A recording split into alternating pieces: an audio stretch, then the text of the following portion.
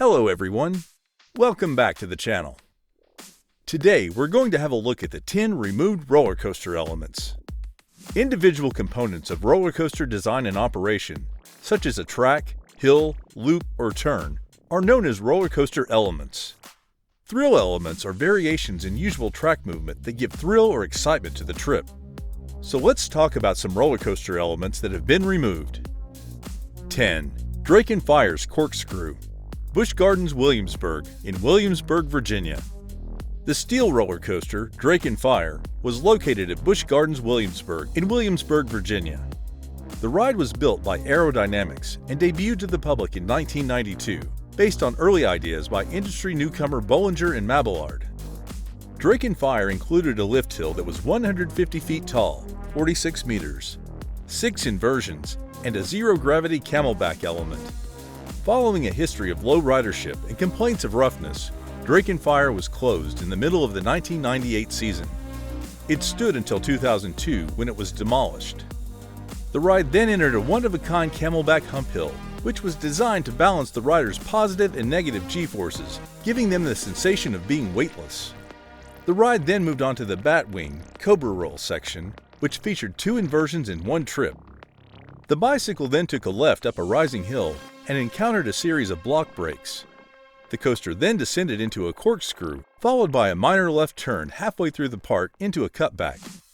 The ride then returned to the midway, passed through the first corkscrew, and into the second corkscrew. It then quickly helixed in the opposite direction. The ride took a right-hand turn into a final brake run as it exited the helix. 9. Dodo Dampa's Top Hat, Fuji Q Highland in Fuji Yoshida, Yamanashi, Japan. Once passengers have boarded the train, it will transport them from the loading station to the launch pad, where it will wait for the compressed air to build up. When the ride is set to go, an English voice declares, "Launch time," and a 3-second countdown begins. Riders will periodically suffer a failed launch, signified by loud ringing alarms, followed by a surprise accidental launch to keep them on their toes.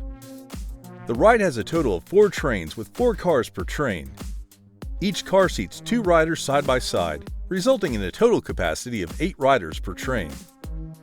After launching at 180 kilometers per hour, 112 miles per hour, the coaster enters a wide radius curve, followed by a 160.8-foot, 49-meter vertical loop, which was once a top hat. 8. Boulder Dash, Triple Up. Boulder Dash is a wooden roller coaster located in Bristol, Connecticut, in Lake Compounce. The coaster's construction began in June 1999 and ended in May 2000. Custom Coasters International built the coaster out of southern yellow pine wood, with Douglas fir for the track. The natural hilly environment of Lake Compounce is used for this 4,672-foot wooden roller coaster, which includes trees and stones in close proximity to the track. The lift ascends the mountainside before disappearing. It has completed its first 115-foot drop and is going at 60 miles per hour as it passes over itself and soars over the station when it returns. As the train climbs and lowers along the mountainside, much of the first half of the voyage is obscured. On-ride images are taken on the final drop and can be seen and purchased in the photo booth at the end of the exit line. The triple uphill near the finish of the ride was also removed and replaced with a double uphill as part of the retracking. 7. Tornado's Corkscrew, M&D, Scotland. Tornado is a steel roller coaster located in Massillon-Occitanie, France, in Parc d'Attractions Massillon-Plage. It's one of 2 RC70 roller coasters manufactured by Pinfari, and it's assumed to be the only one still running. The ride is the company's largest roller coaster. It was previously known as Tornado and was the largest roller coaster in Scotland at M&D Scotland's theme park. Thick over-the-shoulder harnesses kept riders in place. Tornado had red track and white supports while at M&D's. It was repainted black with yellow supports when it was transferred to France. The ride contains 2 vertical loops that are back-to-back, 5 cars per train. Riders are arranged 2 across in 2 rows in each vehicle for a total of 20 riders each train. 6. Shivering Timbers Trick Track, Michigan, USA. The wooden roller coaster Shivering Timbers is located at Michigan's Adventure in Muskegon, Michigan, USA. The coaster was designed by Custom Coasters International, and the trains were provided by Philadelphia Toboggan Coasters when it first opened in 1998. Great Coasters International and Skyline Attractions removed the trick track after the second double-up and replaced it with a little airtime hill. The train reaches its top speed of 57 miles per hour at the bottom of the lift hill. The lift hill is followed by two camelback hills, the first of which is 100 feet tall and the second of which is 95 feet tall. Riders encounter ejector airtime on steep climbs. Before turning around for the second portion of its journey, the train leaps a bunny hop, another camelback hill, and a double uphill. 5. Batman and Robin the Chiller's Zero-G Rolls.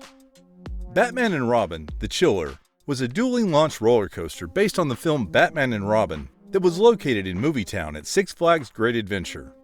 Premier Ride's dueling shuttle catapult coaster was a prototype. There were also a variety of industrial noises in the queuing line.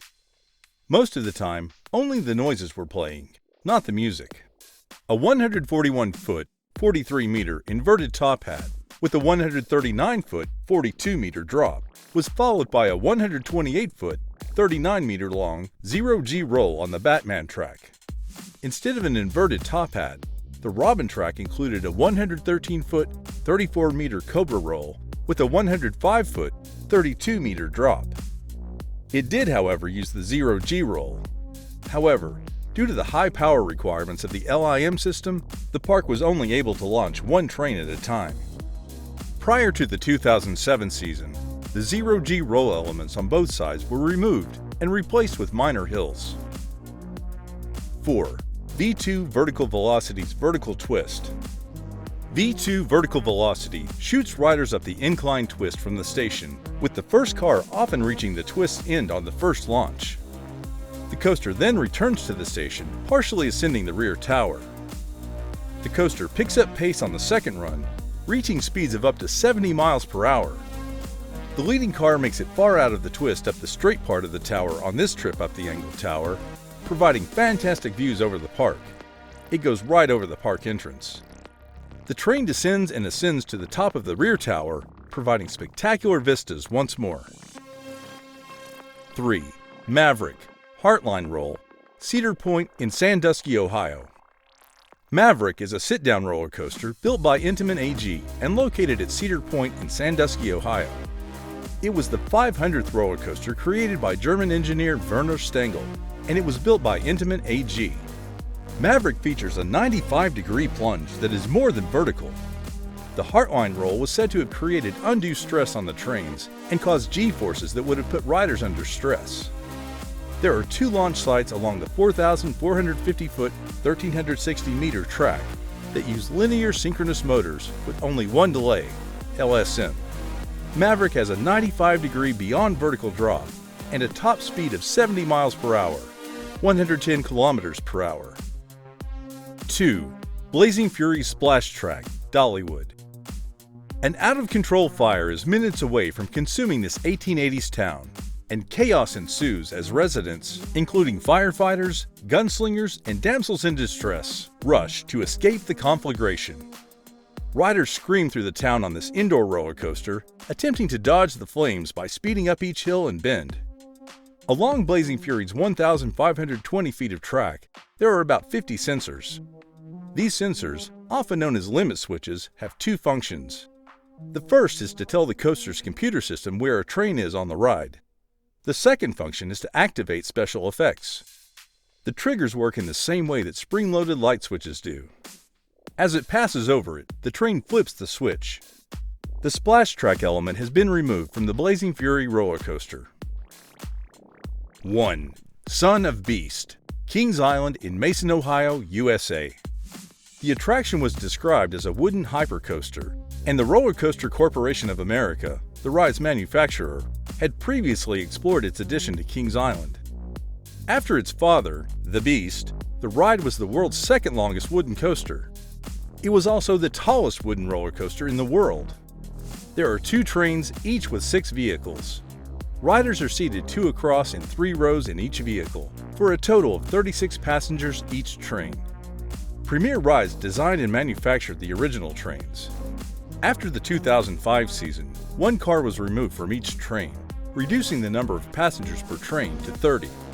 Riders apply the brakes, lean to the left, and approach a 118-foot vertical loop.